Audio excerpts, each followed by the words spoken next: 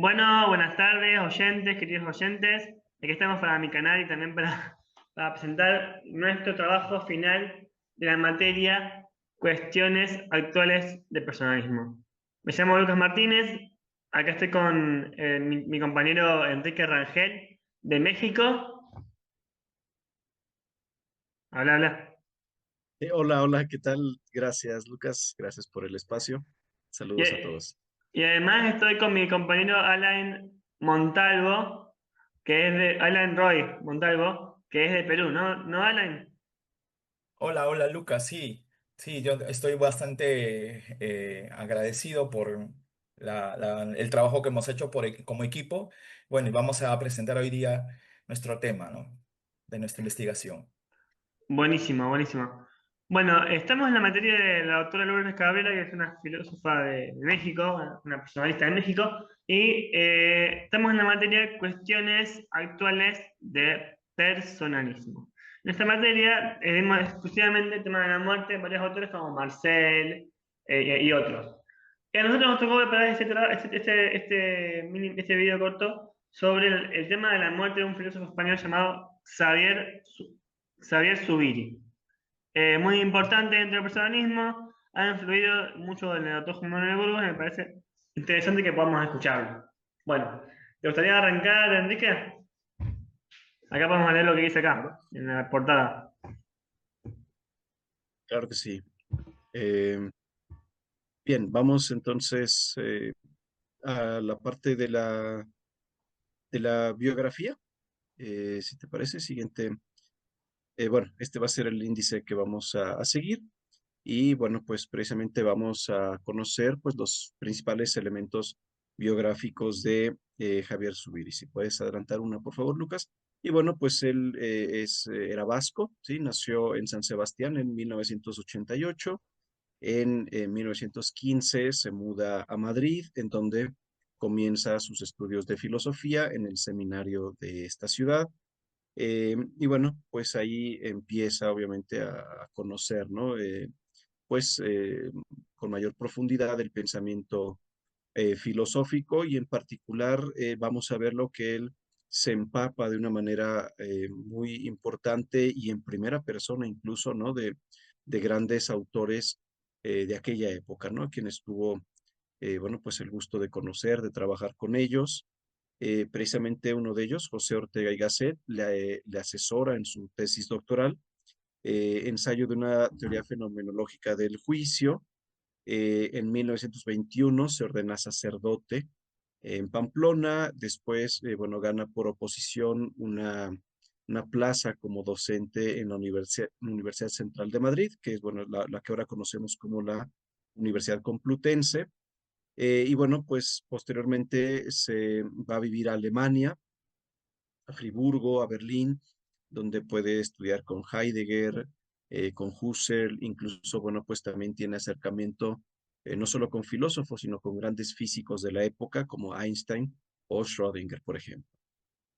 Siguiente, por favor, Lucas. Bueno, posteriormente, bueno, pues se muda a Roma y, bueno, pues ahí, por esa época, en 1935, deja el ministerio sacerdotal.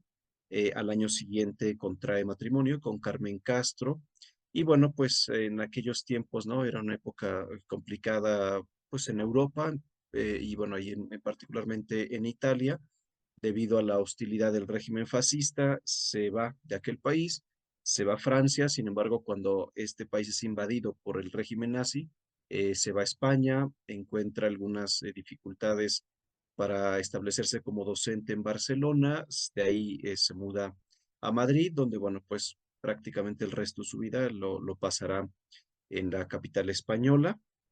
Y bueno, pues por aquel entonces escribe en 1944 Naturaleza, Historia, Dios, y unos años después comienza su reconocimiento público, ¿no? Que va ganando, bueno, pues por sus conferencias, por sus trabajos. Si bien en cuanto a publicaciones, lo vamos a ver, no es una época muy prolífica, se va gestando, ¿no? Se va gestando mucho de su trabajo. En 1979 recibe la Gran Cruz al Mérito de parte de la República Federal Alemana. Y bueno, pues en 1980 comienza la publicación de su obra definitiva, ¿sí? Que es La inteligencia sentiente. Y bueno, pues una más, Lucas, por favor.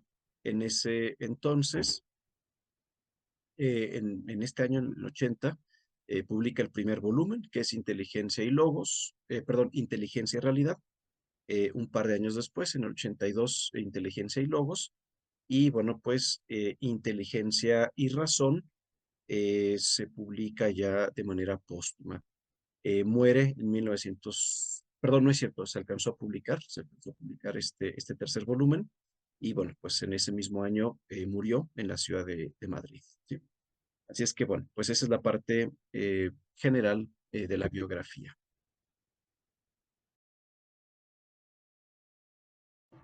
Bueno, sigo yo. Vamos al planteamiento metafísico. Bien, vieron que dentro de lo que es Platón y Aristóteles se plantea una metafísica muy sólida que duró muchos siglos, pero generaba algunas inconsistencias. En Platón vemos un dualismo claro, en el cual el cuerpo es cárcel del alma, el alma existía antes contemplando las ideas, después se olvida, bueno, está la reminiscencia, y el alma solo puede contemplar las ideas al liberarse del cuerpo en la muerte, ¿no?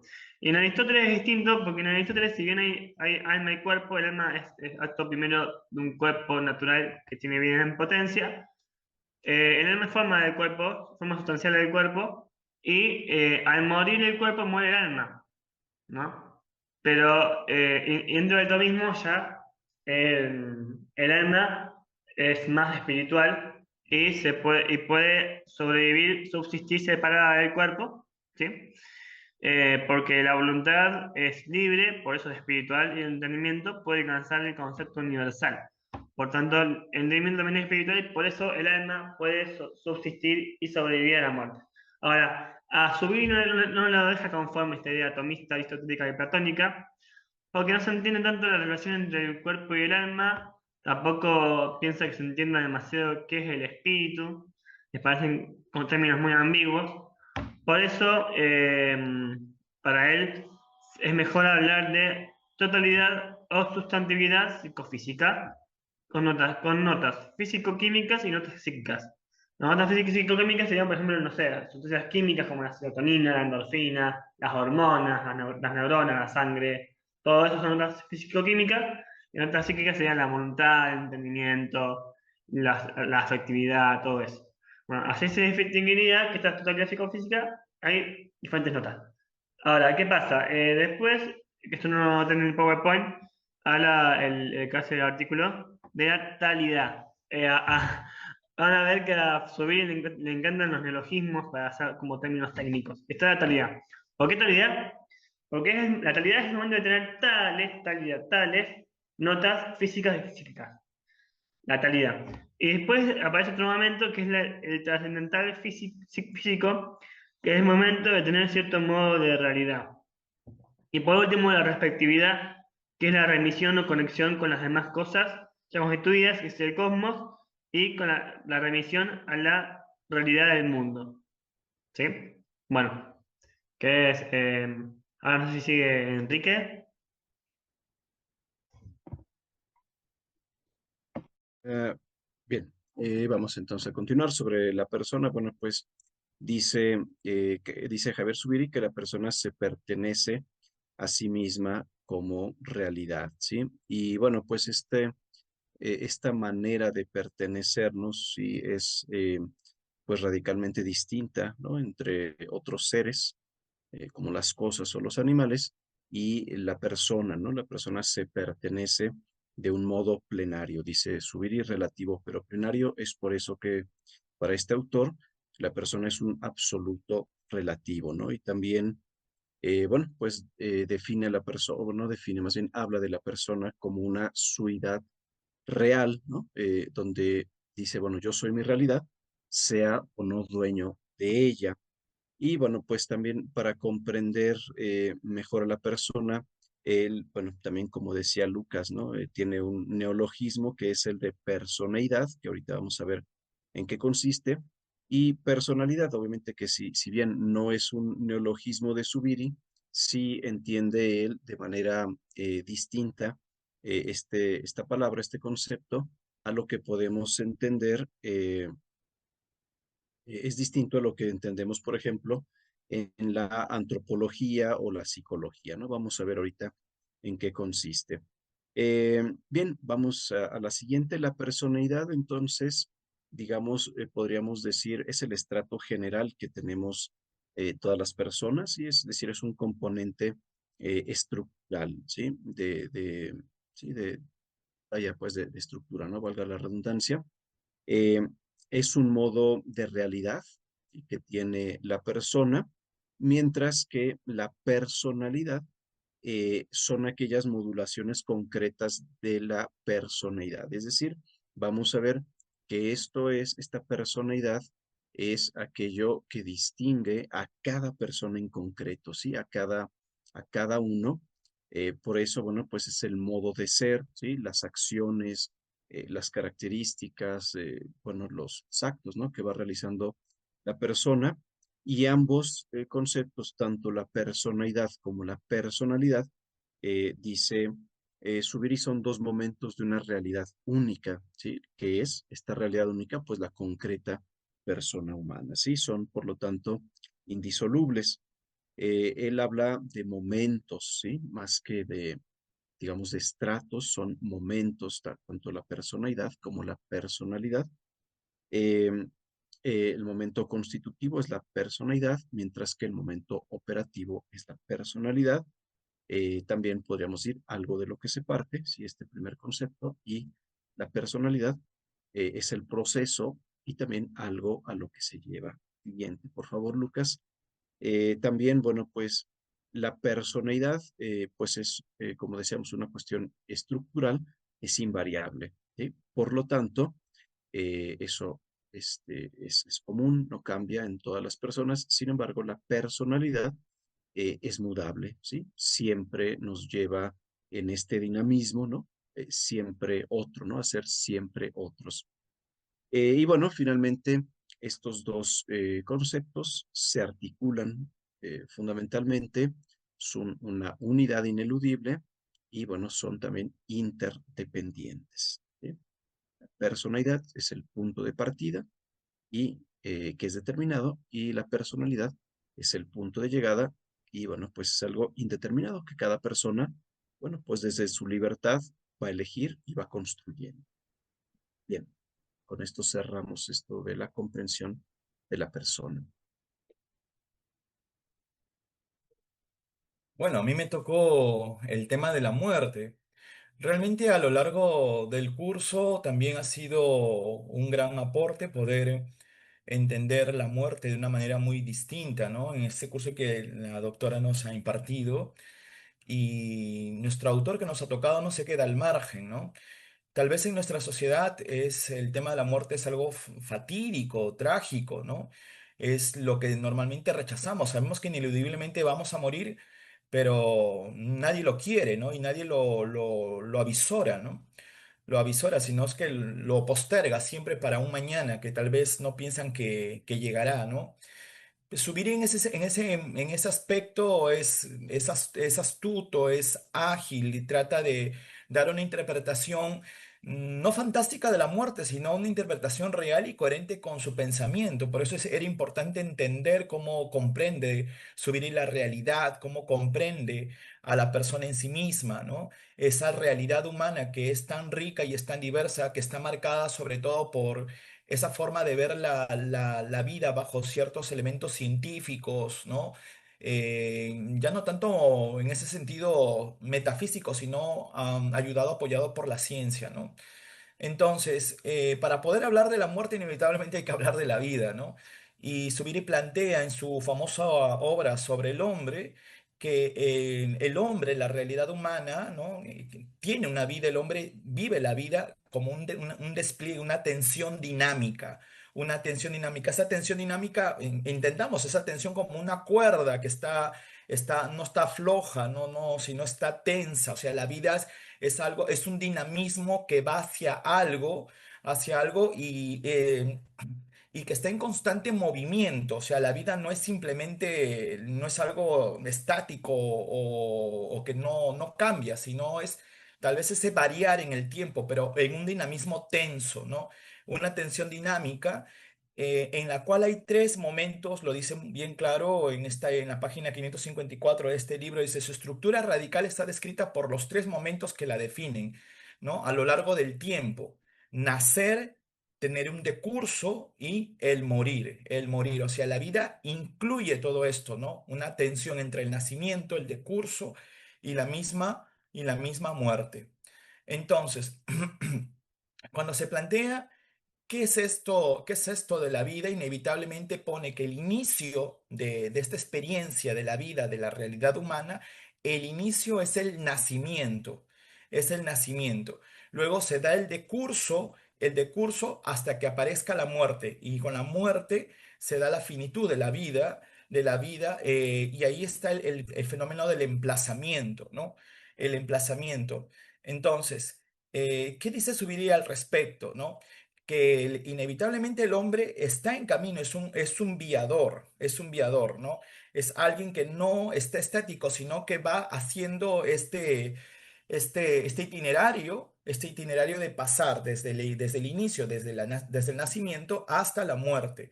Y le sucede el tema del emplazamiento. Dice el emplazamiento, dice la muerte fija un plazo para la vida humana, ¿no? Saber el emplazamiento, entender el emplazamiento es saber que nuestra vida tiene un coto, un término que inevitablemente sucederá, ¿no? Sucederá. Entonces, el emplazamiento no es algo intelectual o mental o una idea, sino dice, es la estructura física y real de la vida. Tal vez otros autores hablan de esto, escuchado, por ejemplo, en los existencialistas, ¿no? La existencia, nuestra vida en sí misma como una existencia. Para subir, creo que la clave, el término exacto que emplea es emplazamiento, ¿no? Saberse que estamos viviendo un tiempo que tiene dos polos, ¿no? El nacimiento y la muerte, ¿no? Y que inevitablemente estamos arrojados a este término pero no lo mira en un sentido fatalista, ¿no? Tal vez como lo harían los existencialistas, sino que le cambia, le da un giro, ¿no? Él mismo llega a replantear la misma propuesta de Heidegger, de quien tuvo mucha influencia, ¿no?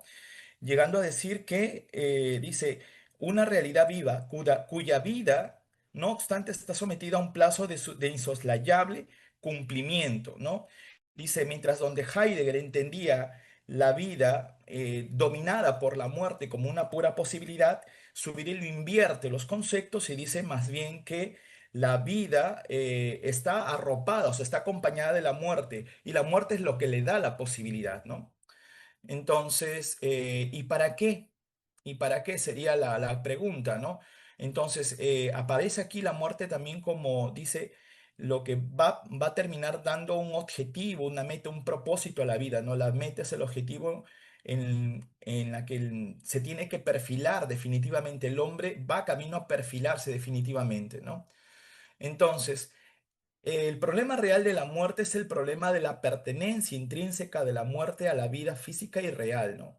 Eso es lo que nos dice Zubiri, ¿no? O sea, el pertenencia, ¿no? Inevitablemente sabemos, tenemos la experiencia de la muerte en nuestra propia vida, ¿no?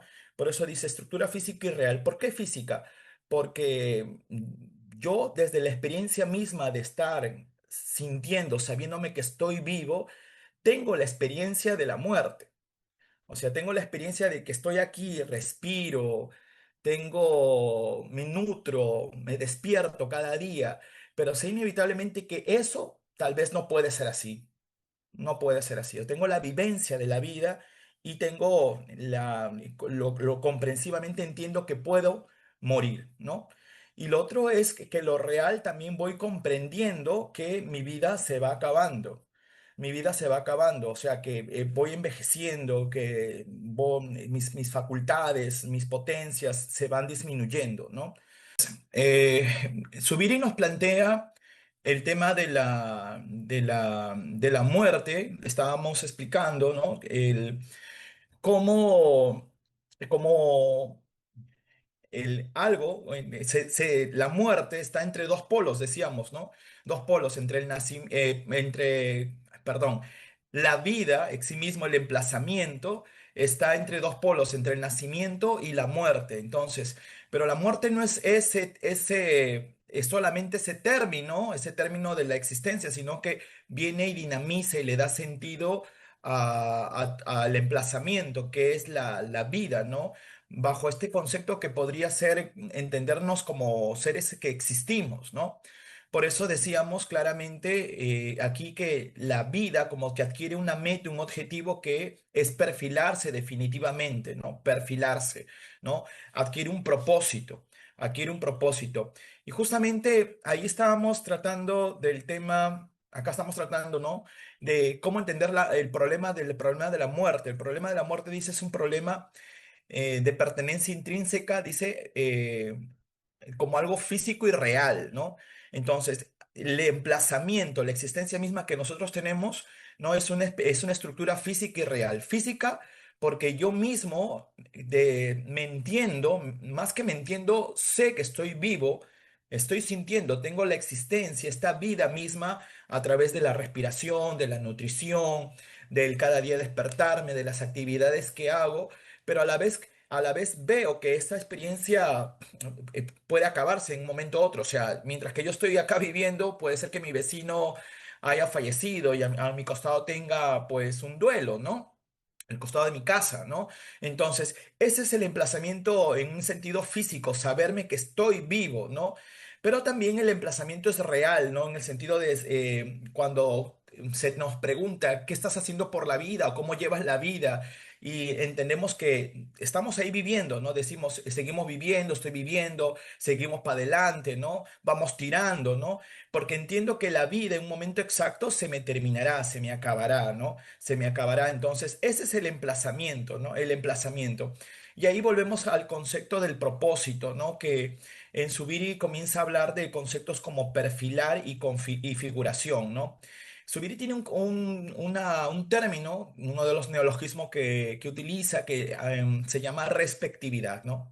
El hombre está viviendo en una realidad, el hombre y todas las cosas, o sea, los seres de la realidad, pero mantienen una relación de respectividad, ¿no? Esa relación, respectividad, lo dice Zubiri, son con las personas y con las cosas, ¿no? Entonces, en esa relación el hombre se va perfilando, se va figurando, se va haciéndose a sí mismo, o como lo diría, explicaba Enrique anteriormente, ¿no? Va adquiriendo esta personalidad, ¿no? El hombre tiene una personalidad, pero va adquiriendo una personalidad en relación con los demás. Entonces, aquí donde Zubiri manifiesta, dice que la muerte es un hecho solitario, es un hecho solitario y no entiende la muerte como lo último. O sea, nosotros diríamos, sí, bueno, al final cada uno se tiene que morir solo, o sea, a la muerte nadie nos va a acompañar, sí, pero no lo entiende así, sino ese hecho de nosotros autoconstruirnos, autodefinirnos, autoconfigurarnos, perfilarnos, es un hecho solitario. Es un hecho solitario. ¿Por qué? Porque tú mismo te vas haciendo y te vas dando cuenta de, no sé, que vas tomando un elemento, otro elemento, vas adquiriendo un hábito, vas dejando un vicio o viceversa, y vas autoconfigurándote a ti mismo. Ese mismo hecho del emplazamiento en sí mismo, la característica propia, es la soledad misma radical que vive el hombre en sí, ¿no? Que inevitablemente tiene que hacerse a sí mismo. Y ahí viene, por lo tanto, el tema de la responsabilidad, ¿no? Dice, ser conscientes de que nuestra realidad es en buena parte responsabilidad nuestra, ¿no? Tú no puedes echar la culpa no sé, de lo que hiciste o lo de que dejaste de hacer al azar, al destino, a tu familia, a la genética, no. Tú eres el que construye su propio proyecto, ¿no? En orden a saber que estás emplazado, que en un momento se tendrá que terminar y ese es el tiempo, el plazo que tienes para poder realizarlo, definirlo adecuadamente, ¿no? Entonces dice, tenemos que perfilarla definitivamente antes de morir, ¿no? La muerte, por lo tanto, deja de ser eso trágico y dramático, no que se me acaba, sino más bien es como este camino que inevitablemente tengo que recorrer y que luego entiendo que un proyecto pues no me va a durar 50, no sé, 100 años, 150 años, sino hay un apuro, hay una premura y tras eso pues está el hecho de que yo sea cada vez mejor, ¿no? Cada vez mejor. Entonces, y hay una pregunta radical en Zubiri que es el tema de cómo se vive la muerte. No es tanto el hecho de en sí mismo preguntarse sobre qué es el morir, ¿no? Que también lo va a responder, sino cómo se vive la muerte. Es como una especie de análisis que él hace de la realidad social que le tocó vivir y que no es muy diferente a la que nosotros ahora vivimos, ¿no? Entonces dice que primero hay una vivencia negativa, ¿no? Esa vivencia negativa es como relegar la muerte y obviarla, ¿no? Negarla, olvidarla, ¿no? O lo otro es esperarla pasivamente, como en en esta pintura de Ofelia, ¿no? Que se tira al río y que tiene una actitud suicida, ¿no? Esa vivencia negativa de la muerte es como, ya está, o sea, tal vez eso, lo dramático de nosotros de decir, bueno, ya me tengo que morir y listo, ¿no? O sea, ya me dejo, ¿no? Me dejo, ¿no? Como esa persona a la que le pueden decretar una enfermedad terminal y que inevitablemente se deprime y cae en una tristeza profunda, ¿no? No necesariamente llevados a extremos, sino es que hay personas como que la vida misma no ha adquirido ese matiz de asombro, de sorpresa y por lo tanto lo viven todo como una pesadumbre, ¿no? Inevitablemente como esperando o deseando que la muerte les llegue, ¿no? Aunque no lo expresen, ¿no? Y la otra vivencia es la vivencia positiva. Positiva, y he puesto la foto de Sócrates, porque cuando yo pensaba vivencia positiva, pues no es que, bueno, más allá de Sócrates que reflexiona sobre la muerte, que es el famoso diálogo El Fedón, la apología de Sócrates, pero es la vivencia positiva de la persona que va tratando de vivir sus propias posturas, diversas posturas, pero ganándole tiempo, podríamos decir a la muerte o aprovechando esa vida, ese emplazamiento, ¿no? Yo tenía una tía, por ejemplo, una tía que ahorita tiene le ha dado Alzheimer hace unos 5 años, ya es una tía que tiene alrededor de 80 años y yo le he visitado siempre, ¿no? Antes de que le dé el Alzheimer, un par de años antes, vive en el campo, cerca de Chiclayo. Y eso era bueno, era una persona muy activa, ¿no? Entonces se levantaba a las 4 de la mañana, tenía una granja, tenía una chacra, tenía que cuidar, dar de comer a los animales y todo, cocinar y todo, y ya no tenía hijos, ¿no? Ya sus hijos estaban mayores y todo, y alguna vez le pregunté, le dije, tía, ¿y por qué haces todo esto? Dice, para que la muerte no me encuentre ociosa. Y se me quedó grabado porque yo digo, como que uno trabaja y espera, ya me voy a jubilar y de ahí me voy a colocar mi silla, mi hamaca y ahí voy a descansar. No, no, no solamente es eso, no, la vivencia positiva es de vivirla de diferentes posturas, esperar la muerte, entendiéndola como lo que puedo hacer mientras tanto, ¿no? Lo que puedo hacer mientras tanto. Y por último, ya por fin llegamos al punto, ¿qué es la muerte para subir? Es el hecho de morir, ¿no? ¿Qué es el hecho de morir para subir, ¿no? Entonces aquí radicalmente entramos en su propuesta metafísica, en la forma en cómo se ha entendido al hombre. Él habla del hombre como una sustantividad humana. Sustantividad humana, entendiendo que sustantividad no es exactamente sustancia. La sustantividad humana es la realidad humana, cómo el hombre vive en sí mismo y cómo se comprende, se diferencia eso de personalidad, personalidad. Es una sustantividad humana que está compuesta, podríamos decir, aunque esto sería trágico, porque si yo digo compuesta, entraríamos en un dualismo. Para subir no hay ningún tipo de dualismo. Para subir somos una sustantividad humana que tiene dos subsistemas. Dos subsistemas. Lo orgánico y lo físico, que ya lo explicó Lucas, y lo psíquico. No se puede entender lo orgánico y lo físico sin lo psíquico, y lo psíquico sin lo orgánico y lo físico. Es todo, es una unidad, es uno solo. El hombre, la sustantividad humana es una, es una. Entonces, ¿qué sucede con la muerte, con el morir? ¿Qué es lo que se muere? ¿No? Normalmente para los clásicos, lo que fenecía era el cuerpo, ¿no? El cuerpo y que el alma lo terminaba abandonando. abandonando este cuerpo. Aquí más bien Zubiri lo entiende como que este sistema orgánico ya no tiene las condiciones, no tiene las condiciones, dice, al morir quien se va es el cuerpo. Quien se va es la vida orgánica, por lo que no consiste morir en el psiquismo se despida del cuerpo, sino en que el cuerpo se despida del psiquismo, en que uno se queda sin la vida que se le va, ¿no? Sin la vida que se le va. ¿No? El sistema que el subsistema que es afectado inevitablemente es el subsistema orgánico o físico. Inevitablemente, ¿qué va a suceder con lo psíquico? Desaparece. Desaparece o está ahí ya, no ha habido. Entonces, morir, por lo tanto, dice, es un fenómeno psicofísico. En este sentido, no hay una realidad posterior en este momento de la reflexión de Zubiri de poder decir que exista, no sé, el mundo de las ideas a la cual retorna el alma o, otra forma de interpretaciones de filosofías clásicas, ¿no? Entonces, y esto luego tendrá que ser matizado por el punto que le toca a Lucas a continuación. Bueno, voy a seguir. Entonces, tenemos que para Zubiri, el hombre es una sustantividad o una unidad psicofísica. En algunos artículos que he leído, no estoy seguro, pero me parece que en algún momento realmente, al afirmar la unidad, Zubiri quizás tuvo un poquito de desesperanza, pero eso cambió cuando conoció a un biblista llamado Claude Boismart, un biblista francés que nació en el año 1916 y murió en el año 2004.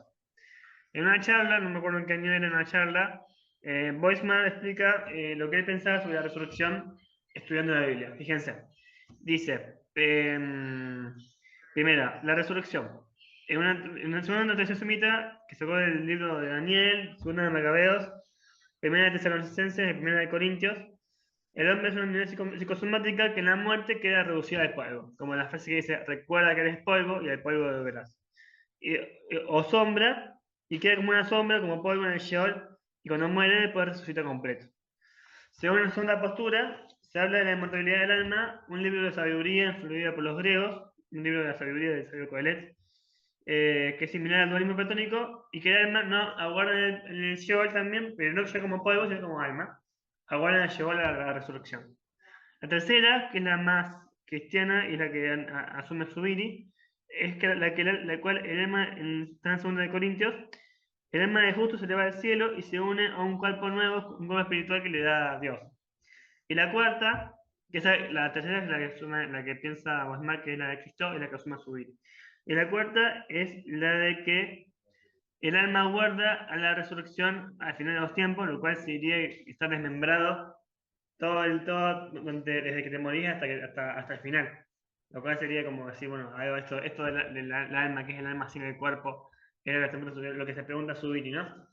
Entonces, bueno, entonces, para Zubiri no hace falta, entonces, hablar de la división entre cuerpo y alma para no romper con los dogmas.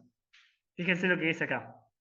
Las categorías, lo que dice acá en la diapositiva, las categorías platónicas que utiliza magisterio eclesiástico en el terreno de la escatología o el concepto de sustancia anímica que utiliza el aristotelismo contra el egoísmo no constituyen la proclamación como doctrina de fe de una determinada interpretación filosófica de la inmortalidad, sino más bien la representación de cómo esta fe se articula en una determinada terminología filosófica. O sea, Tomás Aquino y el cristianismo asumió términos aristotélicos que no son imprescindibles para respetar el dogma. Eso es lo que pienso subir. Bien. ¿Querés pasar a la próxima diapositiva?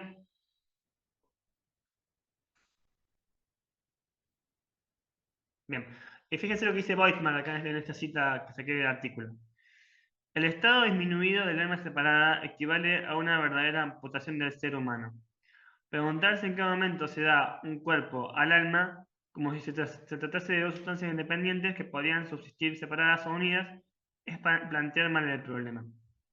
No hay hombre sin cuerpo, ni cuerpo humano sin alma. Por tanto, es el hombre entero el que, desde el instante de la muerte, accede a la eternidad. Ok. Me parece muy bueno esto. Entonces, para subir, el hombre muere entero y resucita entero. porque me quedaría una pregunta, a ver si hay alguien que está más conocido en su vida y puede ayudarme un poquito. A ver, te pregunto. eh, ¿Cómo es esto? Porque me queda la duda. Si el hombre muere entero, ¿cómo hace para resucitar entero? Porque la idea de que los clásicos de que el alma subsiste, que por eso el hombre resucita es porque no, digamos, no, ¿cómo haces para morir entero y resucitar entero? ¿No sería mejor que quede el alma? ¿Qué te parece a vos? ¿A mí o Enrique? A vos, Alain, que vos estás. Bueno, pues mira, la verdad es que yo sobre estos temas muy poco, o sea, yo siento que para mí la filosofía tiene un límite, ¿no? Y sobre lo que viene después, ahí inevitablemente ingresa mi fe, ¿no? Y ciertamente también he leído esto, lo de Boismar, cuando lo planteas, hace en, en el ensayo comienza a hablar de la influencia que tuvo Boismar en Zubiri, ¿no? Y me parece interesante porque yo siempre en las clases de teología y todo explicaba desde la escatología, los novísimos y todo, que inevitablemente lo que muere es el cuerpo y que luego resucita, lo que resucita es el cuerpo y el alma que pervive, ¿no? Se tiene que unir inevitablemente al cuerpo y para mí era la forma de explicarlo, pero es leer eso se me da una cachetada tremenda, ¿no? Por lo que entiendo, lo que he entendido de Voicemar y creo que también lo comparte Subiri, aunque luego te digo es cuestión de fe, ¿no? Es que entender de que la persona, o sea, el hombre, la realidad humana, la realidad terrenal del hombre, con la muerte desaparece, ¿no? Desaparece en este plano, en esta realidad, ¿no? En esta realidad. Pero esa persona pervive en un estado perfecto, en un estado perfecto. O sea, ya no es un cuerpo mortal, no es un cuerpo mortal, sino él dice un cuerpo ontológico, ¿no? Tal vez la imagen más concreta de ese cuerpo sea el cuerpo de ese Jesucristo resucitado, ¿no? Que cuando se aparece a sus apóstoles, pues puede traspasar paredes, ¿no? Pues se aparece en un sitio, en otro, tiene la posibilidad de ubicuidad, ¿no? De estar en varios sitios a la vez, ¿no? Entonces, pero que a la vez ningún cuerpo humano puede desaparecerse de un de un sitio a otro o traspasar paredes, pero también se alimenta, ¿no? Porque los mismos discípulos decían de que tenían miedo de que era un fantasma, ¿no? Y le dan de comer y come, ¿no? Entonces es un cuerpo perfecto. No es un cuerpo perfecto necesariamente, no es una persona perfecta, ¿no? Porque está viviendo, está sintiendo, está teniendo un cuerpo glorificado, un cuerpo perfeccionado y unido a una psique, ¿no? A una psique. Eso es lo que para mí entiendo que cuando la persona muere, ¿no? Y lo plantea Boismar y que lo que luego va a seguir subir, eso es lo que le va a ocurrir. O sea, nuestro cuerpo perfecto tras esta muerte terrenal en la que hemos dejado de existir esta vida aquí y ahora va a ser perfeccionada, ¿no? Y por eso es que ahí apunta Boismar siguiendo a San Pablo en los Corintios, creo, cuando dice, y resucitarán los muertos. Dice, no es resurrección de cuerpos, es resurrección de muertos, ¿no? Los muertos resucitarán. ¿Con qué? Con este cuerpo que ya no es un cuerpo terrenal, sino que es un cuerpo perfecto. En realidad que es una persona perfecta porque está unido, cuerpo y psique en una sola unidad, ¿no? Sustantividad humana, diría Subiri, ¿no? Pero te digo, es cuestión de fe. Sí, sí, totalmente, gracias, Alain. Enrique, ¿te gustaría agregar algo?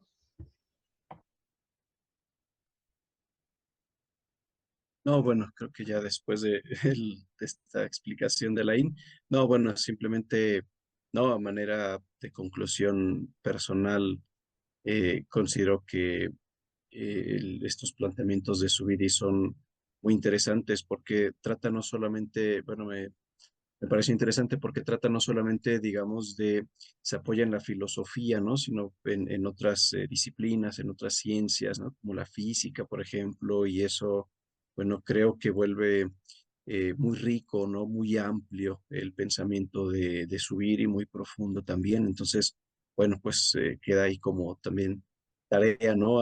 Por lo menos para mí, a seguir profundizando, porque, bueno, pues sí, me era prácticamente desconocido, ¿no? Pero bueno, me parece muy, muy interesante, muy, muy bien fundamentado. Muy bien, gracias Alain, Enrique, muchas gracias por este trabajo que hicimos juntos. Hermano, eso es todo por hoy. Lean a Zubiri, está el libro este Me principal llegó de el libro Kinesis. ya.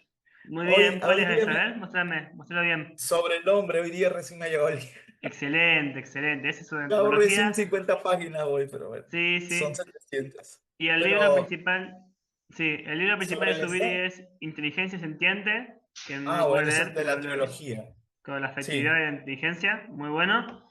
Así que Y el leanlo, otro, bueno, nos veremos en un próximo encuentro. Así que, doctora Lourdes Cabrera, le presentamos el trabajo, espero que le guste. Y bueno, lo dejamos por hoy. Gracias, hermanos. muchas gracias. Nos vemos, Enrique, nos vemos, Lucas. Nos vemos. Gracias, un gusto. Gusto, gracias.